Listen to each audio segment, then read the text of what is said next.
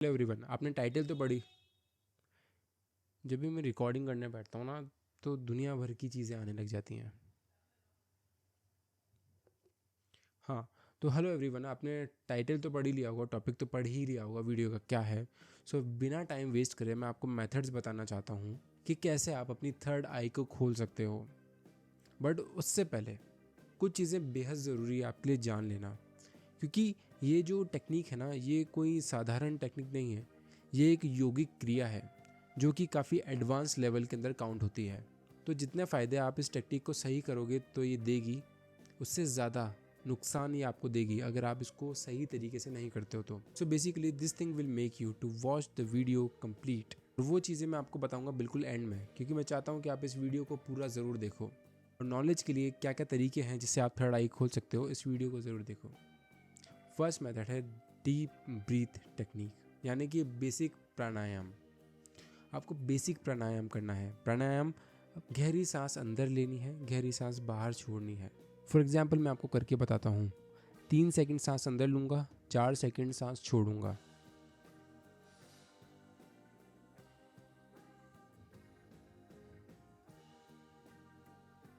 कुछ इस तरीके से टाइमिंग आपको बढ़ाते जाना है। जब आप टाइमिंग बढ़ा लो ना अच्छी खासी, तो आप बीच में सांस को रोकने का भी टाइम ऐड करो। जैसे कि 3 सेकंड सांस ले रहे हो, 3 सेकंड सांस होल्ड करा, 3 सेकंड सांस छोड़ा। अपने हिसाब से कस्टमाइज भी कर सकते हो। जैसे कि 3 सेकंड सांस लिया, 2 सेकंड रोका, 5 सेकंड निकाला। आपकी हार्ट बीट काफ़ी ज़्यादा स्लो हो जाएगी, काफ़ी ज़्यादा स्थिर हो जाएगी इसको करने से। मेन टेक्निक ये है इसके अंदर कि आप सांस को ज़्यादा देर के लिए छोड़ते हो। जब भी आपको एंजाइटी फील हो रही हो तो इस चीज़ को करके देखना कि आप गहरी सांस नहीं लेते हो, नॉर्मल सांस लिया आपने और धीरे धीरे उस सांस को छोड़ते हो। आपकी एंजाइटी चली जाएगी, आपकी दिल की धड़कन जो तेज़ तेज़ भाग रही थी ना, वो अपने आप आपके कंट्रोल में आने लग जाएगी। ये चीज़ मैंने एक डॉक्टर से सुनी थी, जो कि अपने पेशेंट को बताते हैं सर्जरी से पहले कि कैसे आप अपने आप को काम कर सकते हो, रिलैक्स कर सकते हो। दिल की धड़कन जो तेज़ भग रही है, एंजाइटी क्रिएट कर रही है, उसको कैसे आप शांत कर सकते हो। नॉर्मल सांस लो जैसे आप लेते हो और धीरे धीरे उस सांस को छोड़ो। इस प्राणायाम को करते करते अपनी टाइमिंग को आपको बढ़ाना है।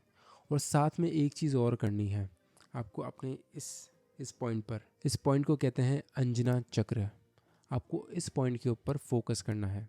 जब आप इस पॉइंट को फोकस करते हो तो आपके न्यूरॉन्स की एक्टिविटी इस पॉइंट के ऊपर बढ़ती है और आपकी पीनियल ग्लैंड खुलती है, यानी कि आपकी थर्ड आई खुलती है। इसके बाद जो नेक्स्ट तरीका है वो मैं आपको बता देता हूँ। कौन सा तरीका है वो? ओम चैंटिंग, यानी कि आपको ओम नाम का जाप करना है। याद रखो मेरी बात को, ओम नाम कभी भी ओ एम नहीं होता। चलो मैं आपको बताता हूँ कि ओम एक्चुअली में होता क्या है।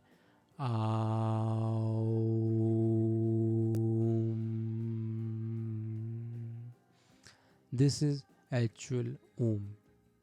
ये वाइब्रेशंस आपके अंजना चक्र को खोलते हैं। ये वाइब्रेशंस आपकी पूरी बॉडी के हर एक पार्ट को टच करते हैं। आ, ओ, ऊ, म, ये हर एक बॉडी पार्ट को टच करता है। आप खुद ओम करते करते अपने हर एक बॉडी पार्ट को टच करके इसकी वाइब्रेशन को सुन सकते हो। ये नेगेटिविटी को निकालता है बॉडी में से और पॉजिटिविटी को लेकर आता है। आपके इस पॉइंट के ऊपर, पीनियल ग्लैंड वाले पॉइंट के ऊपर, दोनों आंखों के दोनों आईब्रो के बीच में जो पॉइंट है ना, उस पॉइंट के ऊपर प्रेशर क्रिएट करता है। और इसी चीज़ से आपका अंजना चक्र खुलता है। इसी चीज़ से आप देख पाते हो भविष्य को। इसी चीज़ से आप अपनी तीसरी आंख को खोल पाते हो। रोज़ 10 मिनट आप ओम की प्रैक्टिस करते हो ना, तो आप अपने अंजना चक्र को, तीसरी आंख को, पीनियल ग्लैंड को खोल सकते हो, जिससे आप अमेजिंग चीज़ें कर सकते हो। तो क्या सच में हम किसी साउंड से हमारे पीनियल ग्लैंड को, अंजना चक्र को खोल सकते हैं? तो जवाब है हाँ, ज़रूर। अगला पॉइंट, अगली टेक्निक है पीनियल ग्लैंड को खोलने वाली, वो है विजुअलाइजेशन। विजुअलाइजेशन एक बहुत बड़ी पावर है। आपकी हर एक सोच एक रियलिटी क्रिएट करती है। आपकी हर एक सोच इस ब्रह्मांड के अंदर 2 नई शाखाएं बनाती है, ब्रांचेस बनाती है। एक वो जिसमें आप वो काम कर रहे हो, एक वो जिसमें आप वो काम नहीं कर रहे हो। दोनों ही एग्जिस्ट करती हैं पैरेलल यूनिवर्स में। आपका हर एक थॉट, आपका हर एक डिसीजन आपकी लाइफ में मैटर करता है, एक नई पॉसिबिलिटी क्रिएट करता है। तभी तो कहा जाता है कि पॉजिटिव सोचो। फॉर एग्जांपल, अगर आप बहुत ज़्यादा नेगेटिव सोचते हो अपने बारे में, लाइक कि मेरे साथ ऐसा हो जाएगा, आज मैं चलते चलते गिर जाऊंगा, फॉर एग्जांपल दे रहा हूँ, ना गिरो, बहुत अच्छा है। पर फॉर एग्जांपल कि मैं आज चलते चलते गिर जाऊंगा, ठीक है, मेरे छोटी मोटी चोट लग जाएगी, अगर आपने इतना भी सोचा ना, तो आप एक यूनिवर्स को जन्म दे रहे हो जहाँ पर आप चलते चलते सच में गिरते हो और आपको छोटी मोटी चोट लगती है।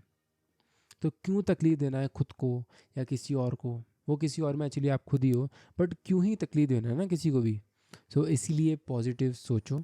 विजुअलाइजेशन इसलिए इंपॉर्टेंट है, हमें विजुअलाइजेशन का कैसे काम लेना वो मैं आपको बताता हूँ।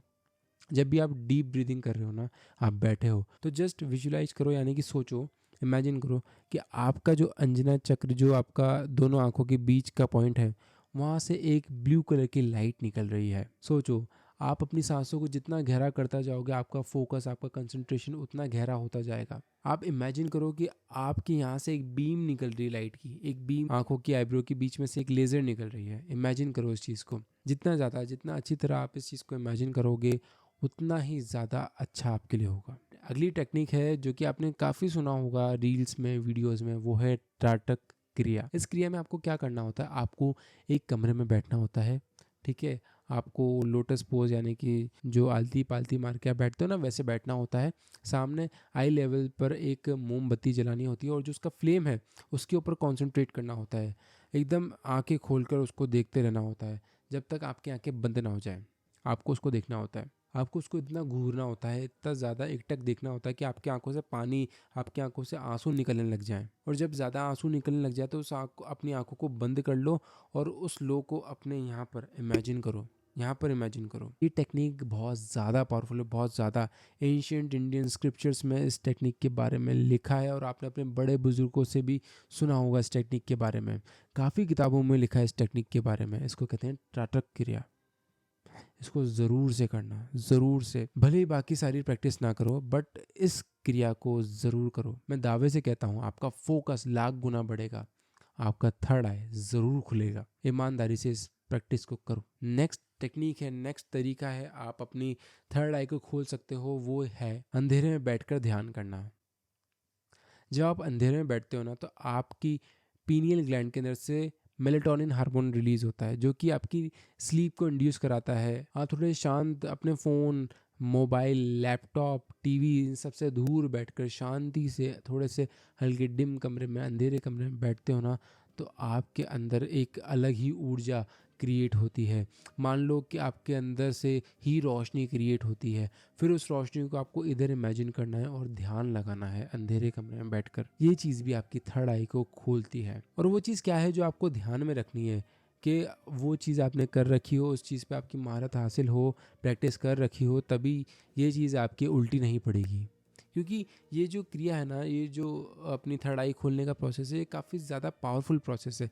इस प्रोसेस के अंदर आपकी हेल्थ को भी नुकसान पहुंच सकता है। वो चीज़ है कि आप योगा करते हो, आप थोड़ा बहुत मेडिटेशन करते हो। अगर आप 20 मिनट का भी मेडिटेशन करते हो ना रोज़ डेली, तो आप आराम से इस प्रैक्टिस को कर सकते हो। अगर नहीं करते हो, डायरेक्टली इसी चीज़ के ऊपर जंप करते हो कि मेरे को थर्ड आई खोलनी है, तो नहीं बॉस, नहीं हो पाएगा।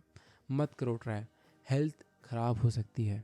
ये ज़रूरी है क्योंकि आपकी बॉडी है ना, काफ़ी ज़्यादा कमज़ोर है। ये एक बहुत बड़ी सिद्धि है। क्यों? वो मैं आपको आगे बताता हूँ। थर्ड आई से आप क्या क्या कर सकते हो वो मैं आपको आगे बताता हूँ। बट ये एक बहुत बड़ी सिद्धि है, आपकी बॉडी इस चीज़ के लिए तैयार नहीं है। एटलीस्ट आपका कोई डिसिप्लिन हो।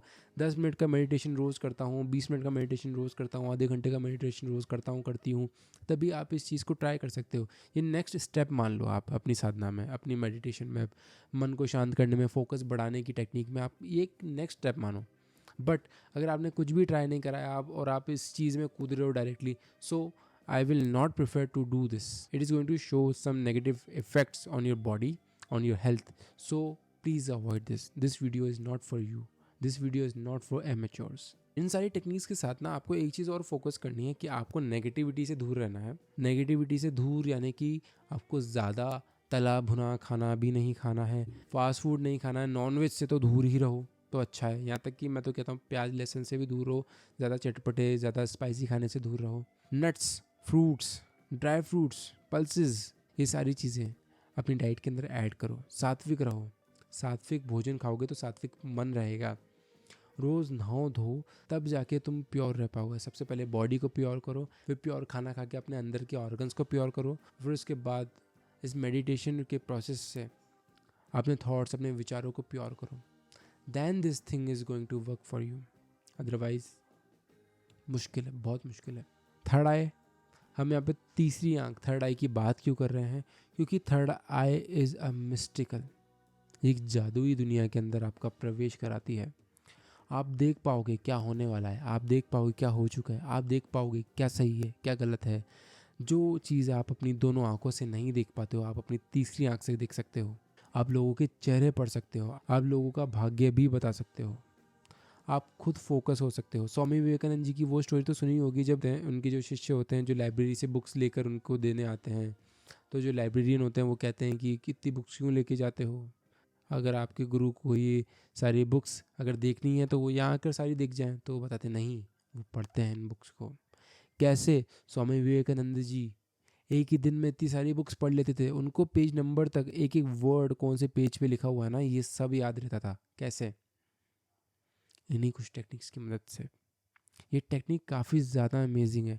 आपको ये टेक्निक वो दिलवा सकती है जो कोई और चीज़ नहीं दिलवा सकती। इसी वजह से इस टेक्निक के, इस योग के कुछ नियम होते हैं, कुछ कायदे, कुछ कानून होते हैं। ऐसे भी कोई भी मुंह उठाकर नहीं कर सकता। आई एम सॉरी मैं ऐसे वर्ड्स का यूज़ कर रहा हूँ, but yes it is true. ऐसे ही कोई नहीं कर सकता। आपको पहले खुद को तैयार करना होगा, खुद की बॉडी, खुद के मन को तैयार करना होगा, तब कहीं जाकर आप इस चीज़ को कर सकते हो। होपफुली आपको मेरी बात समझ आई हो और ये वीडियो अच्छा लगा हो। And I am really very sorry. मैं ट्राई करूँगा कि वीडियो कंसिस्टेंटली डालता रहूँ। Right now I am not in Kota, I am in Pune. And मैं जल्दी बताऊँगा मैं यहाँ क्या कर रहा हूँ, क्यों आया हूँ। मेरी हेल्थ ठीक है, उम्मीद करता हूँ आपकी भी ठीक होगी। मिलता हूँ बहुत जल्द आपसे एक नई वीडियो के अंदर। रखिएगा अपना बेहतर से बेहतर ख्याल। Bye bye.